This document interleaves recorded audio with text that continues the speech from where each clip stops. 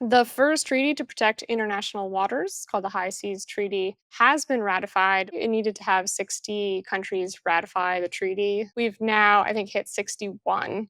Morocco was the big 60 that that brought them over the marker there. So the High Seas Treaty is the first treaty ever to protect international waters. It's basically going to make it easy for countries to collaborate on making new marine protected areas. One of the sustainable development goals for the world is to protect 30% of the world's oceans by 2030. We're pretty far from that. I think we're a little over 10% at the moment.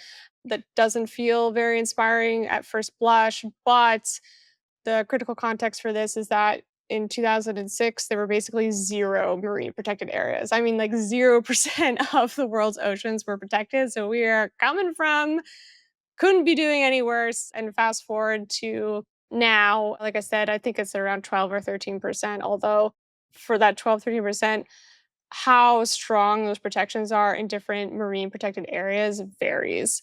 That being said, the High Seas Treaty is going to help with that because right now countries are allowed to set up marine protected areas up to 200 nautical miles from their shores. But when you get beyond that, you're in international water. No particular country has jurisdiction. This makes it so that countries can come together, say, like, hey, we want to establish a marine protected area between, let's say, Canada and the US.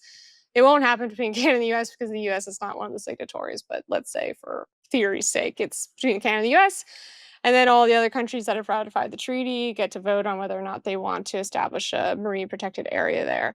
Again, it's the first time that humanity has really ever come together ever to do anything to protect the high seas. Other than the establishment of the marine protected areas, it does a few other things. The countries are now responsible for doing environmental impact assessments in the high seas that are beyond, like I said, those borders that go 200 nautical miles beyond their shores.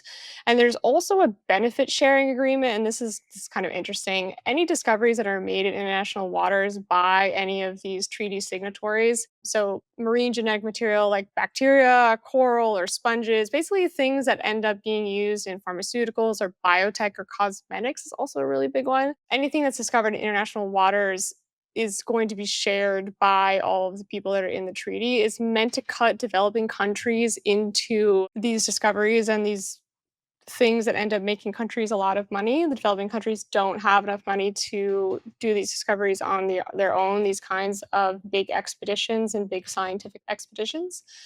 Exactly how that's going to work out, I think they're settling the details, but that is the spirit of the agreement.